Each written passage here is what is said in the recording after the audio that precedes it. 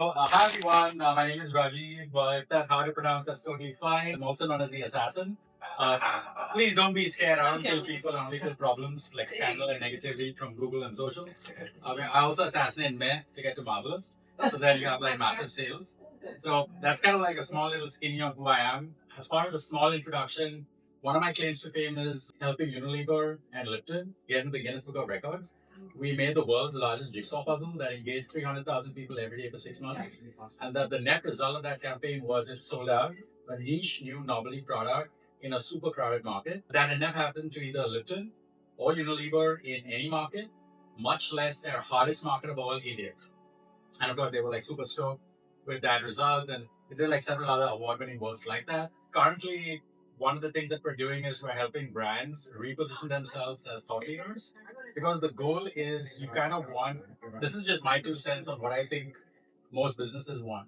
They want the customer running towards you saying, shut up and take my money. Right? That's what I'm thinking. Now, if I'm wrong, you can say, just, just stop it right there. That's not what I'm about. But I'm assuming some part of your business involves receiving money, right, from the customer. The part that we're focused on is about making that possible and making it shower like crazy, a torrent, a typhoon, a cyclone of money. So a large part of what we're doing is helping client enjoy that outcome on an ongoing basis, which includes having them listed as the best of the best in ChatGPT, which obviously 10x their business like crazy. But anyway, that's just kind of like a small little intro on me. I was invited here by Ramon, who I think just left. Thank you, Ramon, and of course Ying as well, who I know from 1 million Club New York City. So I'm like super delighted to be here. And with that, by the way, can you give Fran a warm round of applause? Didn't you do like a? I thought she did a fantastic job, right? Can I get a hell yeah? Oh, thank you. Awesome.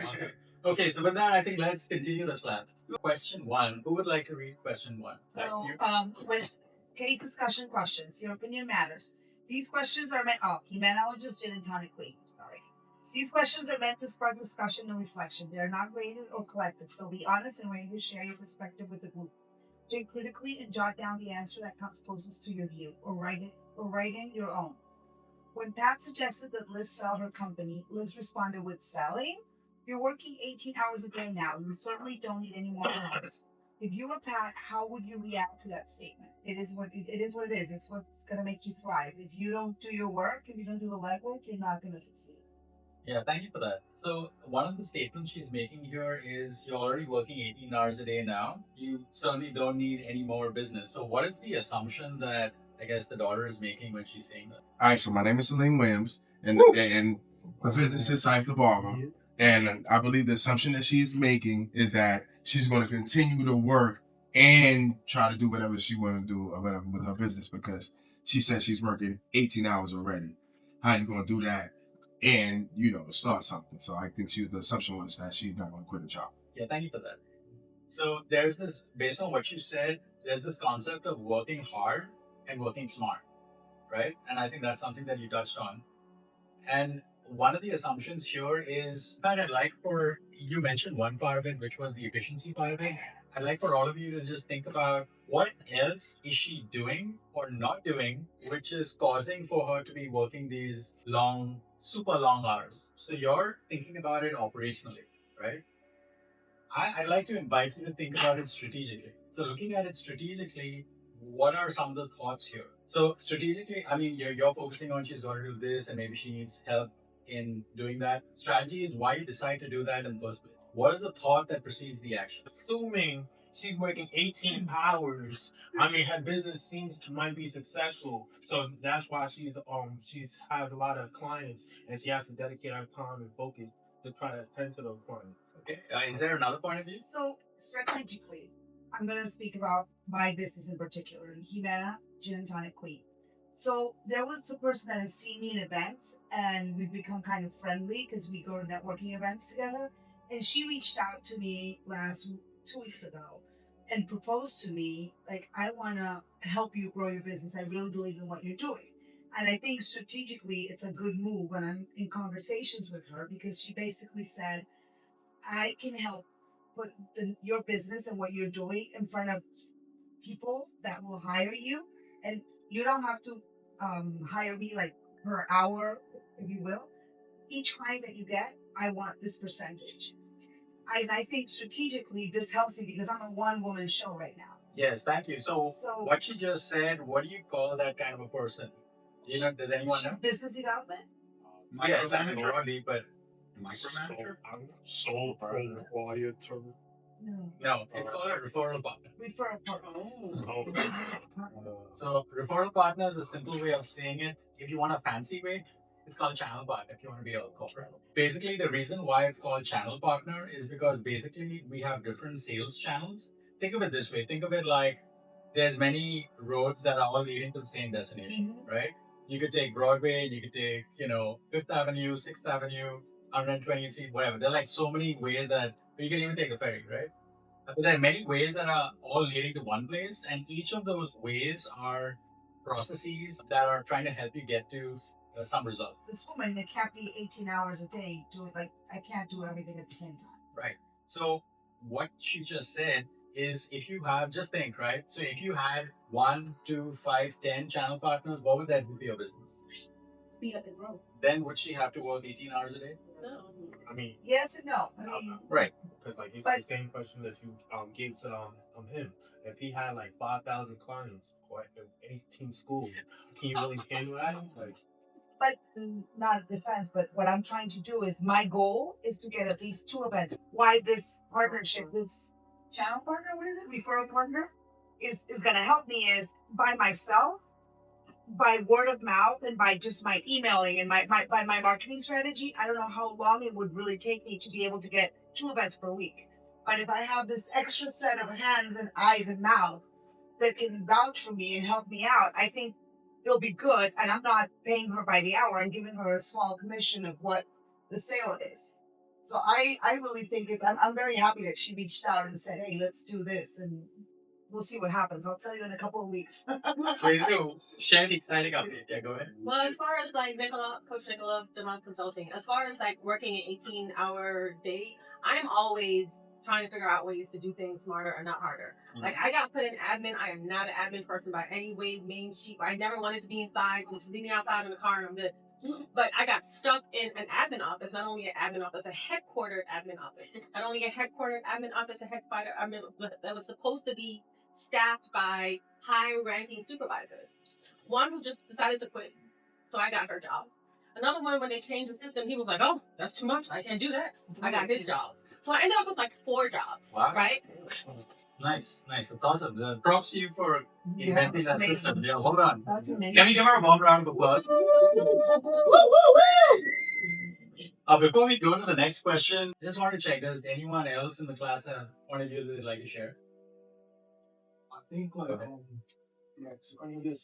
I think if she's working 18 hours, it's either she's understaffed or she's poorly managing a business. That's right. Yes, that is a very valid point because it's, we're here trying to look at this kind of through a microscope to find out why certain things are happening.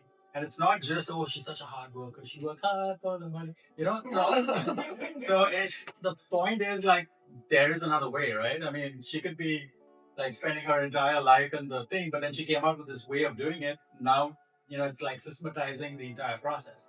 I think the learning here is we should always, take a step back, look at how things are, like literally just write down your process on a whiteboard or on post-it note or whatever, and then just look at it and say, like what's wrong with this picture? Or do I like what I see? Like, how can I make this better? And I think you should do that, not every day, but at least, once a month, once a week, on the weekend, maybe. Just look at it and maybe even get an outside point of view.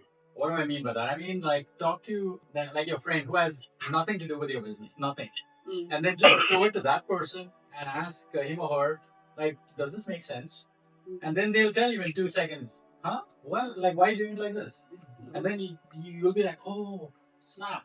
I just didn't see it.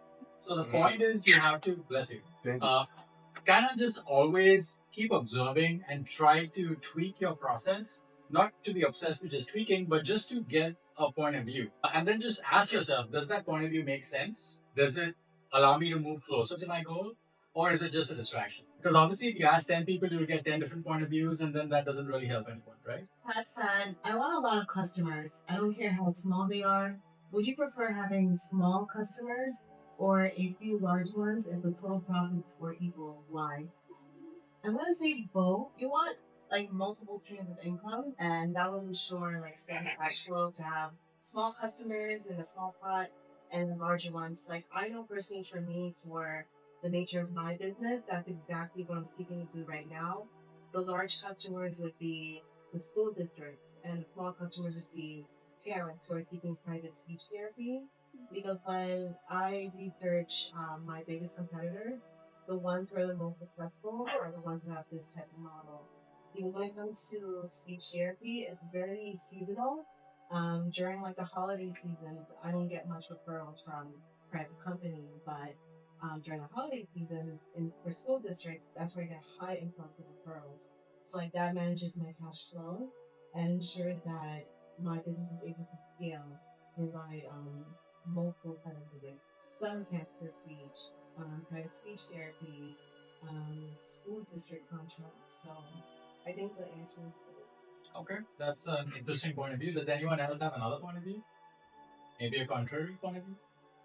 Yeah, go ahead. My name is Salim Williams, Cycle Barber is the business. Me personally, I believe that I would rather take larger, like more. For instance, let's just say I was selling 2 bottles, right? But this one I charge $100 for, and this one I charge $5 for. I'd rather sell this, right, and get more income back, right, in a short amount of time than actually have to sell, to a whole bunch of small sales, right, to reach the goal. So I mean, but I do like the short money too, but predominantly I would take the larger scale over the smaller because Okay, you reach the goal faster. Yeah, before we get to you, just one quick question, almost like a follow-up question. Based on what you just said, what is the assumption you're making?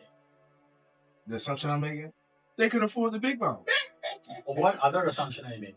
The assumption is that you're assuming that selling the $100 bottle is as easy as selling the $5 bottle. So that's something you got to think about, right? The effort. Fran has a point. Oh my Go ahead. God, y'all want to hear it? So, absolutely. 2005, like I said, I had all the investment thing. The market crashed. Oh. Guess what happened to me? you I went from 80 employees to guess how many? 8? Two. Oh, wow. Yeah. So my focus was what? I used to call myself a one-trick pony.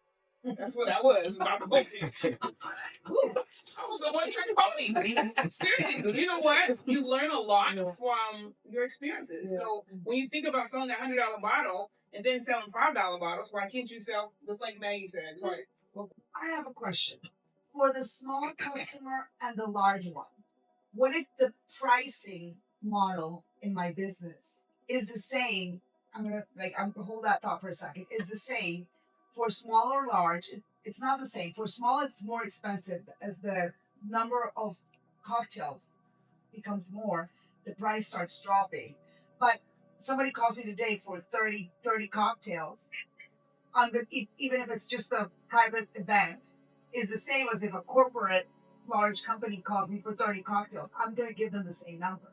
Okay, let me ask you a question, right? So again, I'm not like a huge like drinker. I'm a little bit of a teetotaler, if I'm being perfectly honest. Please don't judge me. There's your customer. So this is what I've noticed, right? So when you go to a gas station and you're kind of like just at the checkout, you see these like small little bottles over there. They're like small. You can probably finish it off in just like one sip. But they're charging like $2 to $5 for that small little bottle. Whereas the huge big bottles, like 750 ml or even a liter, they're charging like about, I don't know, like $14, right? So why do you think that there's such a premium on that small little bottle? The price tag. The price tag. It is the price. Because even though I don't need it, I'm gonna be like, oh, it's only $8. Okay. What else? One key thing that's kind of like central to this, but I just want to see if anyone can get it. What else? You guys are like so close. It's the convenience, right? So it's just right there. Like, okay, come on, it just fits in my pocket. You know, even if it's not going to stay by word, I'm just going to like finish it off and then probably get another one. But it's convenience.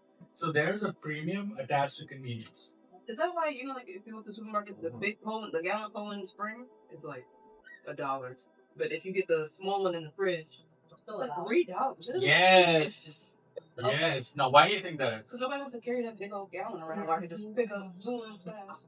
Yeah. So that means you just made my point. So you're paying more for the convenience, right? So just think about this, right? Like for everything that you guys do, like even for what you do, right? So if there's something that you're doing which makes it easier of an experience, the person should pay more. For example, like the place of you're going to a place to buy, or the place comes to you. So which would you pay more for? The place comes to you. Exactly. Just like Yeah. Yana Spencer Pencer Production. Is that why a bodega is sometimes referred to as a convenience store? Uh-huh. Yeah. It's highway robbery, I call it. highway robbery. You don't have to wait in line that's a mile long at checkout. Right. The line and stop or whatever. You Right? don't have to drive anywhere. Everything is Exactly. out. Like convenience should be like one of your like angles to think about. It may not be relevant for everyone's business, but it could be because if you think about it that way, it could kind of give you an angle to potentially charge more because you're making it easy for the customer. Because of the customers, let's say lazy, right? Many people are. I'm lazy too, and I think a lot of innovation happens because of lazy people, right? That's how we have DoorDash, right? I don't want to get up at 3 a.m. in the morning and go wherever. I want it to come to me, So I feel like a king, right? So I'm happy to pay that $3 delivery fee and the whatever extra that they're charging on, that little burger that I'm ordering, right? Why? Because I'm lazy and I don't want to go out at 3 in the morning and deal with the weather and cold and all that and the rain as it is today. So I'm paying extra for the convenience, happily, with a smile on my face. So that's something that I would like for you to think about. How does convenience factor in what you're doing? Yeah, go ahead. Question about Shabbat's consulting services. So, as far as training is concerned, that's actually amazing because especially when you're dealing with large institutions, you don't want to have to pull someone from an 8-hour day or a 9-hour day to send them somewhere far away for training because that's less time they'll have at work to do what you actually need them to do, right? So if you have in-house training or if you can bring somebody in to do in-service training, you can pull 4, 5, 10, 40 people for 2 hours instead of losing groups of people for days at a time. Right, and then what does that mean? That means that you still have to finish all your work in the 6 hours you have left in your day, and I get to train all my people in a short amount of time, which is going to save me money, save me time, and everything will just run more efficiently. Yeah, so as a service provider, what does that mean for you? That I'll be traveling to them. And what else? I'm providing a convenient service, so I'll charge more. And what else? Well, it's basically in your service offering, you gotta present two options. One where you come to them and one where you don't. This then allows for them to differentiate as to, oh, this is more why, oh, you're coming to me, great, I get it. And then there are also other benefits like, the employees aren't wasting or burning their time going this, that, and the other, right? So the point is, this is called a value stack. A value stack is basically, the value stack is where you're stacking the benefits of why something makes sense. And the more benefits you have, the mountain of benefits then validates a higher price or a premium. Because now you're like, oh, of course. Why wouldn't I do that? It's right there. But the point is, you have to step into your customer's shoes and figure all that out and put it in a format where they're looking at it and being, of course I need your service because, so you have to put it like that. But obviously, like Fran says, you have to research. You have to speak to a couple of customers. You got to find out as to, wait, you did this service with this other company that said that they could do it. What was the experience? Oh, I got cheated. I got hoodwinked. I got duped. Oh, tell me more about that. And then, oh, what was your experience? So speak to 3, 4 customers who are your ideal customers, and then find out what those pain points are. And then those pain points become your differentiation because you're then saying you don't have to deal with all that nonsense when you deal with me. So when you mention the pain points, the customer sees and says, he's talking to me. I've been through that nonsense. I've been through that BS. I don't want to deal with that. I don't want the drama, right? And then they're like, oh, he gets me. He really gets me. So again, these are different approaches. I'm not saying that this is a silver bullet or a one-size-fits-all approach, but this is something for you to think about just so that you have a better understanding of how to speak to your customer. Yeah, so before we get to the next question, there's something very significant and salient that Fran just dropped. She dropped like a bunch of gold, which was about she had like 80 corporate clients. And then the question that I'd like for you to think about is I want you all to think about risk. I want you to think about risk and benefit. So when you do something, there is an inherent risk and there's also an inherent benefit. And you need to think about does it make sense? And if I do this, if it works, awesome, phenomenal. I'm laughing all the way to the bank, right? But if it doesn't, then what? I'm not saying this so that you can get paranoid and be like, oh my god, what am I gonna do? What am I gonna do? But just to be aware. Liz said, can't you reach more people by advertising than you can by selling? Patent client, sure you can, but you can't sell them without talking to them. What specific role does advertising and personal selling play in a marketing campaign? I think advertising, depending on well, any business, even if it's more old, kind of like introducing your business to your potential target market so that they're aware of you. So awareness that you exist and personal selling play. What does personal selling play into it? So once you attract your client, personal selling, I'm assuming like they walk in and ask you questions, a meeting with them, you can kind of figure out what they need and tailor that what you're selling for them. Okay. Yeah, that's great. Okay, go ahead. So personal selling allows you to convert to sales, so you can make a sale and you actually talking to them, and you're like actually telling them. And then advertising allows them to become a lead, like to get their contact information, and then after that, then you can personal sell, like whether it's on the phone, and like that's what Sometimes it's case by case, right? It kind of depends on whether this is e-commerce or it also depends on whether you're selling a $200 service or a $20,000 service, or even a $2 service, or a $2 item. So for example, if you're playing a game, you're playing like Farmville or Zelda or whatever, right? And then you want or Fortnite, right? You're playing Fortnite, you want the cool, whatever, and then you want to buy that pack, that super pack, the silver pack, or the latest gear, and then they're like 19.99. You see the ad in the game that says, "Hey, buy them for 19.99, limited edition." So you see the ad, you click it and you buy it. Boom, you're done. So that's like a direct sale. Personal selling is like you got to convince someone they don't fully know who you are, and then you got to like tell them more about it. So that requires a conversation. So basically, that happens when the customer doesn't know who you are and may not even realize that they need you. So that's when they need to have a conversation with you. Yeah. So you're asking like a very significant and relevant question. So broadly, there's like many kind of audiences out there, but broadly speaking, there are two kinds. There's a problem aware and there's a problem unaware audience. So what does that mean? Problem aware mean they know they have a problem. They know that, oh my God, like Fran said, oh my God, my credit's 400. What am I going to do? I want to buy the Jaguar XJ420, I need it. So that's a problem aware customer. But then there's another customer that says, I don't even know I have a problem. So the reason why this is relevant is because who would you speak to? the person that is aware of their problem. Exactly. That's right. Why?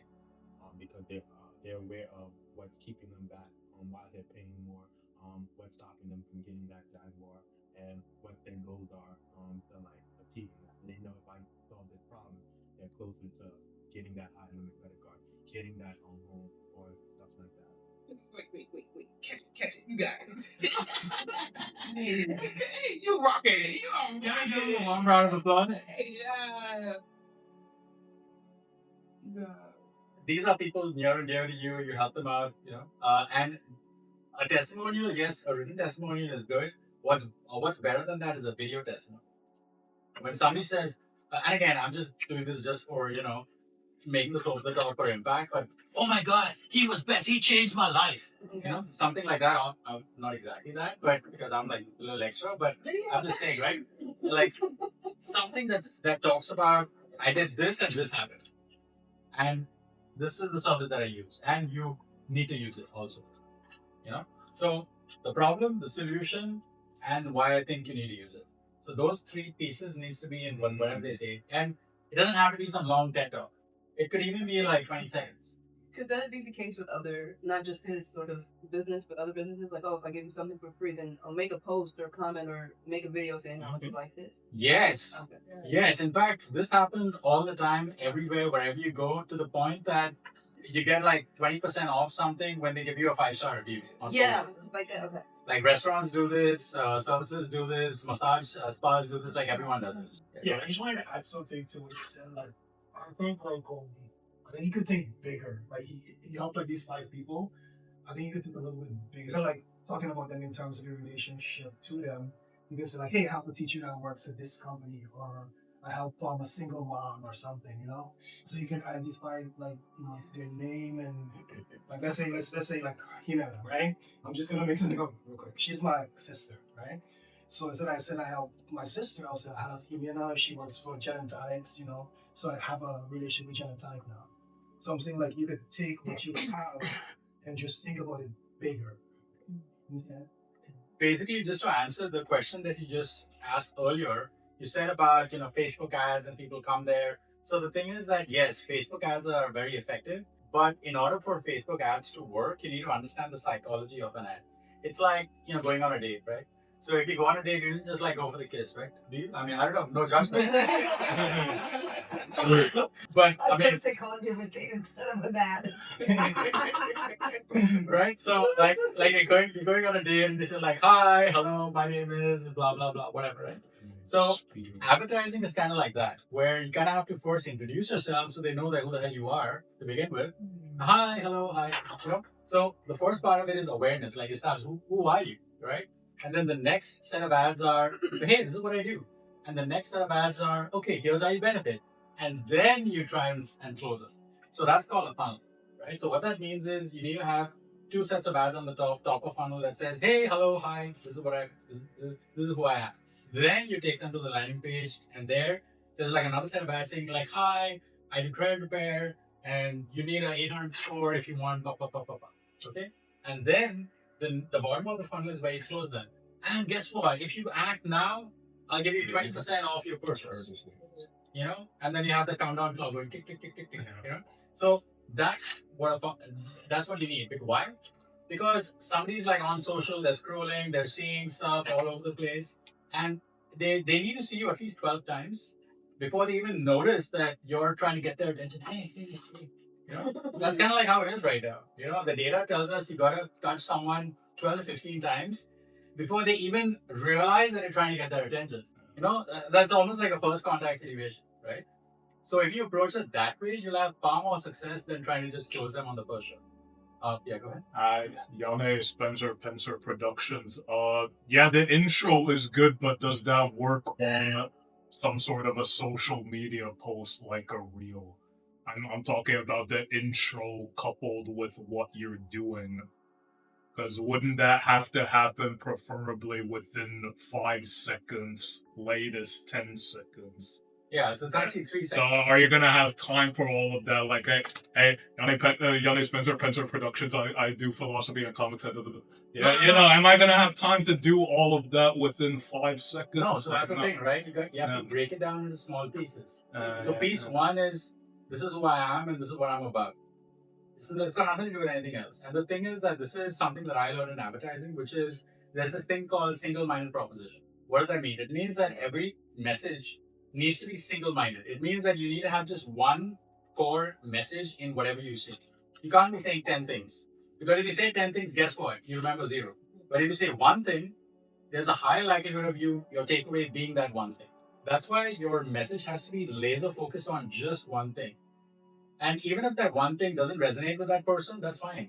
But it will resonate with the right person. So you have to be just like super laser focused on that. I think gentleman in the back had his hand up.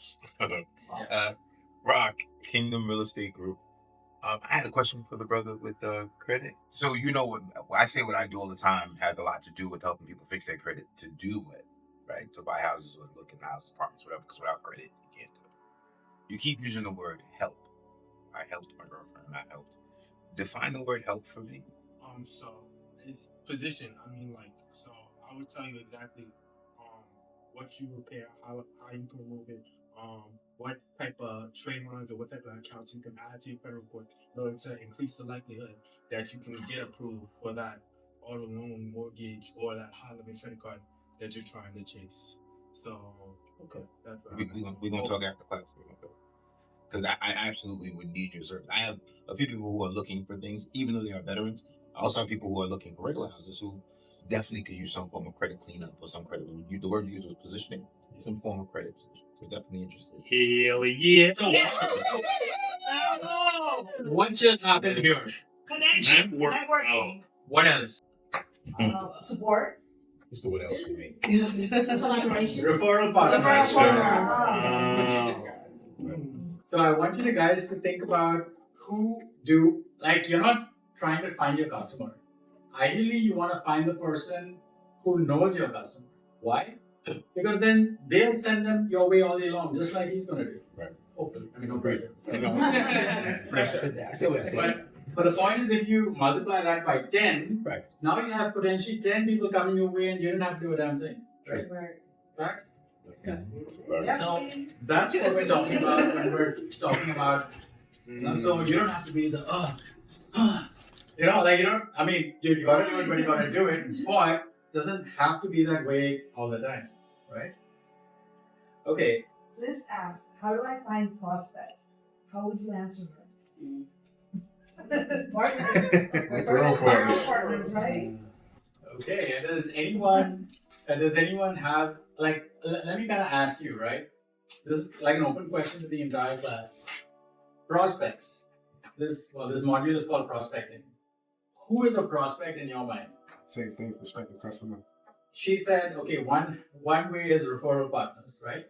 What's another way? How would you find? I think everyone is now convinced that you need a referral partner or an army of them, right? The question is, how would you find a referral partner? Networking. What do you mean? Yeah, go ahead. I guess the circles that you run in, someone might know someone who knows someone. So it's being outside. Networking. No, but just think about it practically, right? So what are you gonna do? Are you just gonna go outside on the No, train like station? if you have a hobby or something you like to do, or your job, or let's say you have kids, their parents, or teachers. So let's make this like hyper specific to your business, right? So your business is the beverages business. Mhm. Who, first of all, let's talk about framing this, right? So who is your referral partner? Who could be your referral partner? Someone who owns a dispensary. Someone who owns a dispensary. Okay, who else?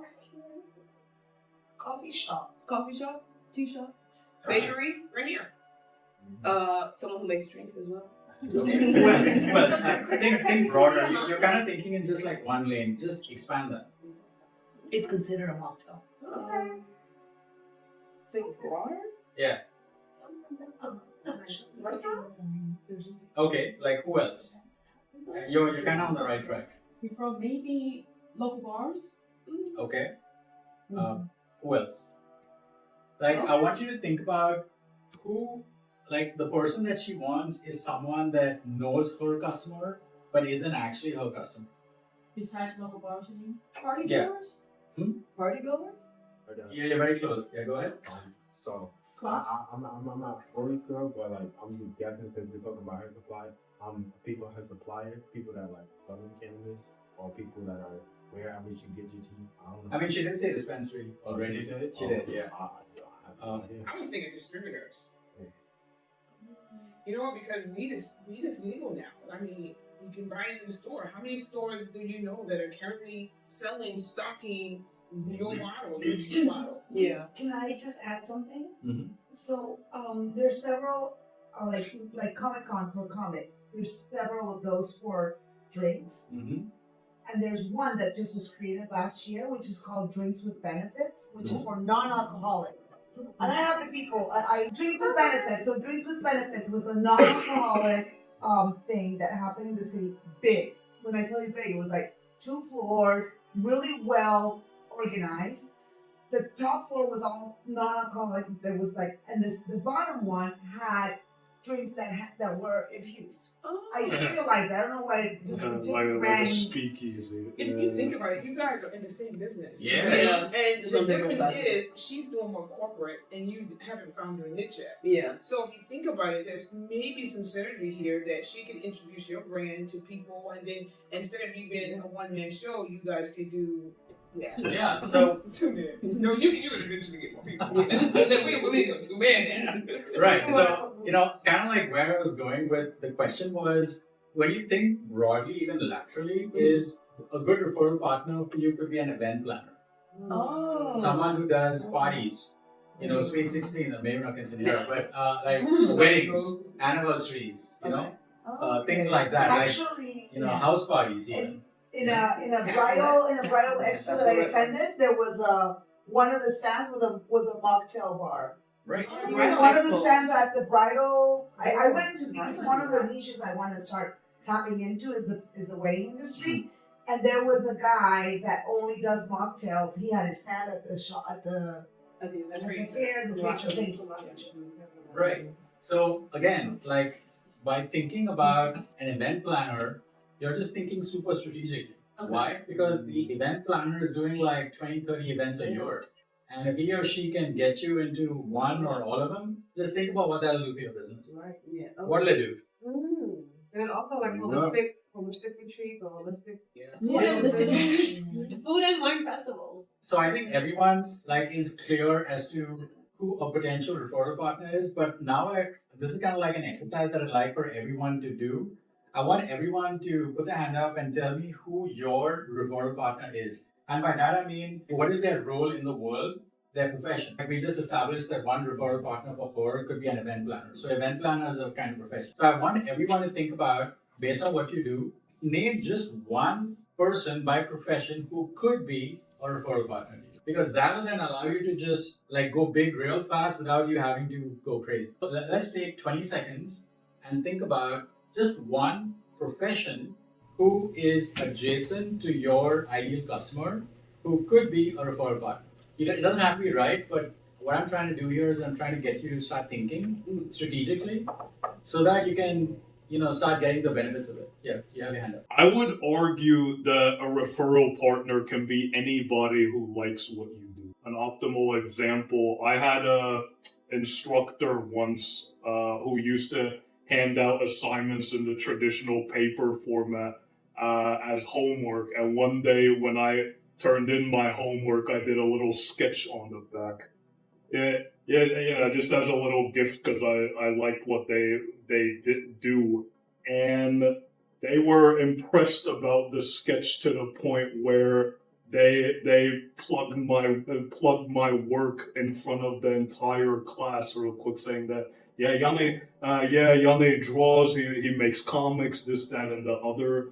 And one of my peers at the time got interested and ended up buying a copy of my comic. Cool, yeah. And that's also when I started entertaining the idea of kind of intertwining my practice in comics with my academia, with my life in academia.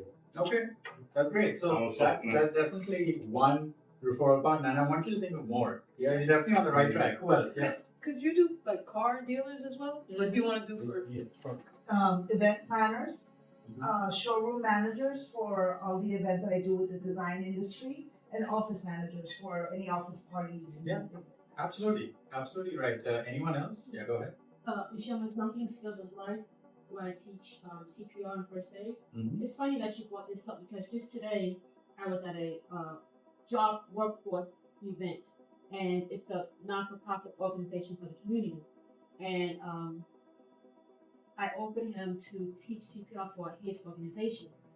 And he said he was looking for something else because they teach, resume building, something like that. So my teaching CPR with his organization would help him because now when he brings in the medical industry for job, they can go out already certified in CPR. So that kind of came about today. So it's funny you're talking about this. Keep thinking about those professions in different places that could benefit. Well, that understand what you do, but then more importantly, know the customers who would know the people who would be your customers. Yeah, you could do a deal with the school district magnet sitting over there. Right. Anyone else want to take a stab at who a referral partner could be for their business? I added party promoter. Like a mini homework is, and this is just a homework for you to do every day, or at least once a week. Just think about who a good referral partner could be and test it. Test it by being okay, this one idea that you had, talk to 2 or 3 of these types of people and then observe as to how many referrals they send your way. Okay, and then if it doesn't work out, don't just toss it off. Find out as to like why. Because whenever you make it work, there has to be, there's this radio station everyone's listening to. It's called WIFM. It stands for What's in It for Me. So, what's in it for me? Is it a radio station? No. Oh. It's a WIFM. WIFM. Yeah. So the point is, when you're speaking to people who you want their help, you need to put it in words where, hey, do this and here's how you benefit. Because that's literally how you would speak to a customer, right? So why would a customer, buy your service? Because you're gonna get them the Jaguar XJ220, right? So the point is, you have to make it real clear. Like for example, your referral partner, somebody sends you a customer, maybe you give them 10% or 20% or something, right? Because it's money that you wouldn't have had in any case, but it's just coming your way just like that. So you got to think about it that way, where make them an offer they can't refuse. Pat said, I try to call on those prospects that get the greatest value from our particular service. Is this good selling strategy? Why? I mean, I think the idea being that you're trying to get as many customers as possible, but you probably should be focusing on those who you think you can help the most. So I wouldn't say only, but maybe first. Instead of the word only, maybe put the word first in there, so that will be the first group you kind of target, and then from there, you can go beyond that if you have extra time. I would say it's a good strategy, but it could also be a problem as well, because it might be like blind spots. There might be markets that she could tap into that she's not aware of. So showing something to who she thinks would buy, and might be what she's missing. So here's kind of like a question for everyone. So when you're speaking to someone, what are like 2 questions you should be thinking about at the back of your mind when you're speaking to this person? Can they afford my service? Yes. Now, how will you come to that realization?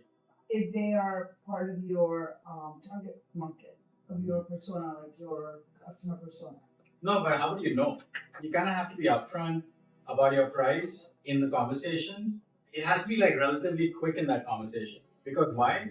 You don't want to be spending like 20 minutes talking to someone and then realize that, oh crap, they can't afford my service. Yeah. So then you wasted all that time. And the point is, you have to qualify your customer by checking to see, are they even my customer? Like for example, you said that, I want to go after the people I can help. Great. I mean, that's very noble. That's amazing.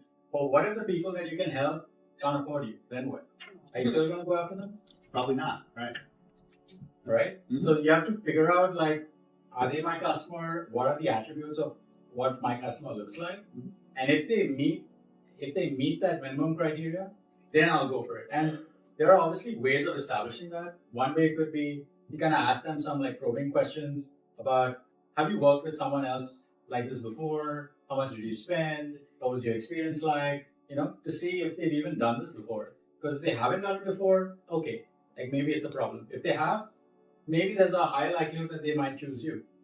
Because they have some experience working with a consultant. Liz asked, how do we know who these qualified prospects are?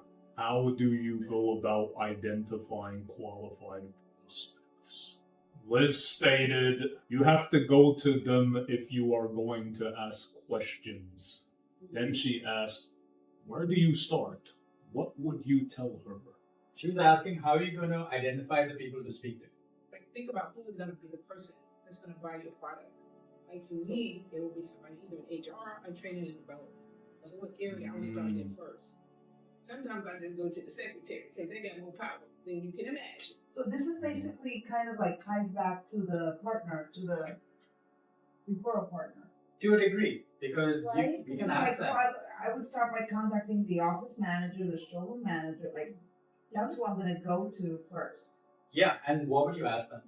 How many parties do you throw? Private parties? How many parties do you throw per month? What's your, what the budget is? Do you know if whoever comes to do the service brings real glassware, or do they do because this is like our differentiate. Yeah, so every single thing that she stated is painting a picture of how much money the people are spending. Now, why is that relevant to her? Everything that she just said, why is that relevant to figuring out if this person is a qualified customer or not? If they can afford you. Because there's a price tag to it, because it's more luxurious setting than somebody who just walks in with not premium spirits and just plastic glass, plastic, cup. I want everyone to think about what questions you need to be asking, either yourself, your marketing person, your referral partner. What are these questions that the answers of which reveal, is this my customer or not? So she's kind of giving you like a live example of that. So I'd like for everyone to think about, and this could be something that you do later on, but this is what you need to be thinking about, right? What should I be asking? And you can even ask ChatGPT about, hey, what kind of questions should I be asking? Like tell me what I'm not thinking about. You can even ask it things like that and it'll give you a list and it'll kind of give you a starting point. Had said in business, as in a family, there is usually more than one person who influences the buying decision. Why? I would say yes. I'm thinking about the last class with adults, so I would agree that there's more than one person who would influence the buying decision. Yes. Yeah, thank you. Okay, go ahead.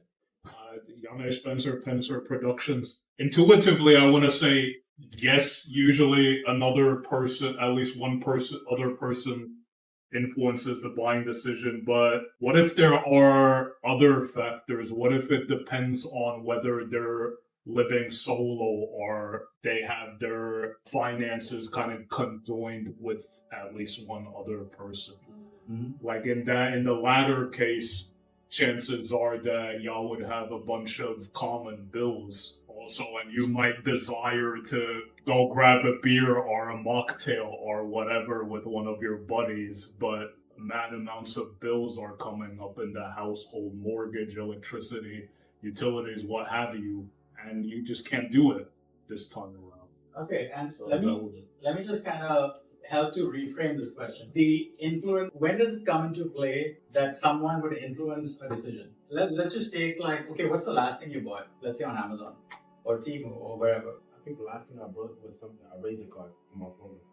A what? A Razer card, a gaming card from my phone. Okay, and who did you consult before making that decision? I just bought the card. Yeah. Okay, great. So there are certain things where you consult someone and there are certain things where you don't. And what could be the determining factor as to when you might consult and when you would not? Just how quickly you want to. What else? Yes. The question is, for example, there are certain things that you guys do where it's a B2B situation and it's a B2C situation. B2B means you're selling to another business and B2C means you're selling to the end customer. So if you're selling to, for example, the one that makes the teas. So when you're selling to, I think you made 2 sales today, right? Yeah. The people that bought it, did they consult someone before buying it? No. Why? Because it was an impulse buy? No. Yes, but what else? Now think about if you were working with, let's say, an event planner, would there be an influencer in that situation? Yeah, whoever they're planning the event for. And then how does that impact your approach or what would you do different in that situation? What would impact my approach to it being an event planner versus single person? Yes. The price would be different. Well, I'd have to, it's like a bigger everything. Mm-hmm. Everything would be bigger. I need more supplies, I need more. I probably wouldn't need bottles. I put it in cups or bottles. Everything would be different. Yeah, I know, but you're talking about scale. Yeah. I'm talking about how would you manage the fact that you're going to have to deal with the influencer, someone that the person, your customer is consulting before making a decision. How would I deal with the influence? Yes. I'd have to speak more to the benefits of the tea or the medicinal uses of it so they would know why they would want me there instead of another company there. Okay, so here's the clue, right? You might want to ask them as to what is the criteria for them selecting you. Ask them what the criteria is. Yeah. Okay. Ask them. And then you can structure your offer based on what they said what's important to them. So never be afraid to ask questions, because then the customer is going to tell you what's important to them. And you can then frame it from that lens. For example, your customer is saying, hey, listen, I want to buy that Jaguar, man. I want that. And then she's going to tell you, it just feels right. I feel so much better.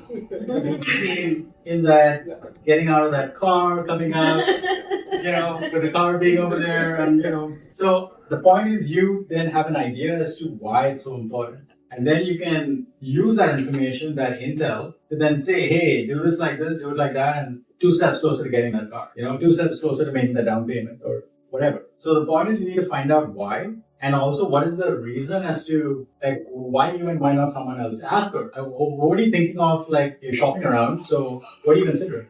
So if you ask the questions, you'll get the answer. But it's really important to think of the question and then ask it. Is that a fair question to ask somebody who actually inquired about perhaps doing something and then said, "Oh, our format changed, and our format for this event changed. We will get back to you when in the future to use you." But is it fair to ask them, "So what are you doing?" Or is that trying to be too nosy? I would get as much information as possible. You know? It's also a tone too. How you phrase it has a lot to do with it. But another thing to add to what we just said is also ask them, have they done this before? And if they use someone, what made them successful and what would you like to see done differently? That's really important. I always ask my clients, they hire me, well, why'd you hire me? What happened to the person before? So Nassau Community College, they wanted to hire me. But you know what they said? I was like, okay, so what do you want me to do differently? And they said, we want you to get them jobs. Well, you pay me differently. No. Well, I'm doing that to work, so I'm out. so no, seriously, because I know I'm going to be the 18-hour person working all these hours. So, I asked them, what do you want to see done differently? And they wanted to add the employment part, but they didn't want to pay for it. The takeaway here is you should not be afraid to ask questions because, the whole selling is a dance. Just because they're your customer doesn't mean you got to be like, oh my God, I can't make them mad. Like, no. It's about just ask them, you got to be confident in your product, and you also want to make sure if this is even your customer. Because if they're not your customer, you need to get to that realization fast without wasting a lot of time so that you can move on to the next conversation. And also, like Fran said, it's the way you say it tells a lot about you. Yeah, so our standard price is, just $2,500. And this is typically what customers expect, and this is the timeline, and blah, blah, blah, blah, whatever, right? First, you want to establish value, because just price on its own, absent of context, is meaningless. So your tea is $10, and another tea is $6. If I just look at the price, I'll be like, I want the $6. But if you say, listen, Rajiv, take this tea because you're going to drink it once, and oh boy, it's going to take you to another place. Whatever, right? I'm just saying, like, whatever, right? It could be whatever she says, and I'll be like, what, word? And then I'm like, yeah, I'll take two, So the point is, you have to establish the benefit, you have to establish the value, and then tell them about the price. But you have to talk about the price pretty early in that conversation, so that you're not just spending all this time talking about the features and benefits, and you haven't even mentioned the price, because then you don't even know if they're your customer. So that's something that's like really important, because many of us as, business owners, we're kind of afraid about like, I don't want to tell them the price and money is like icky and sticky, and but the point is, like, you have to say it, because if you don't know if they're your customer. And that's, at the end of the day, business is about providing value and getting paid. What did I say? Providing value and getting paid. Getting paid. That's the part of my review. That's all I heard. Yeah, getting paid. It's about getting paid. Okay? Can everyone say getting paid? Getting paid. Louder. Getting paid. Yes, it's about getting paid. It's Making about back, getting making money. paid. Putting those Benjamins in your pocket, right? So that's what it's about. And in order to get to that point, you need to know this person is going to be that person that's going to, put the Benjamin in your pocket. And the courage to be able to walk away from certain deals, because those are not deals that you want. Because those deals are going to, because they're like customers. You have win-win customers, win-lose customers, and lose-lose customers, right? Win-win are the kind of customers who they'll pay what you want, they're not going to bug you, and they're the easiest to work with. They're the win-win customers. That's the kind of customer. That's the kind of customer you want. Win-lose customers are, they'll pay you, but they'll kind of haggle with you a little bit, and they need a little bit more attention. That's okay. You may have to start with them though. You may have to start with some of them. Take a little bit of them. And then there's a lose-lose customer. Lose-lose customer is a person that fights with you online, gives you drama, won't pay what you're asking for, wants to be treated like a win-win customer. They want to be treated like a win-win, but treat you like a lose-lose. Yeah. That's the customer you need to see and then run away from. Right. Volunteer my Exactly. Don't even volunteer. Sidebar for Slim Williams. To piggyback on what you said, because I deal with that a lot, right? And I got to a point where I see you cutting. So when I say that, just think I cut hair. When I own the barbershop in Brooklyn, I cut hair as well. And when I was younger, I used to have certain customers that no matter how much I try to take my time and make them look the best, and they will come back repeatedly, right? It's always, because they really just don't want to pay the price, but they really want the top-notch service, right? So when I see them coming, I don't even book it. That is your list that we'll set up a system to make it easier than ever for people to buy what we have to sell. What do you suppose she meant by making it easier for people to buy? And what are some ways of doing this? From the story, it seemed like they were trying to find ways to bring more people to the items? What were some ways? Well, clearly, how you market it, where you put it, target marketing. No, that's correct. Anyone else?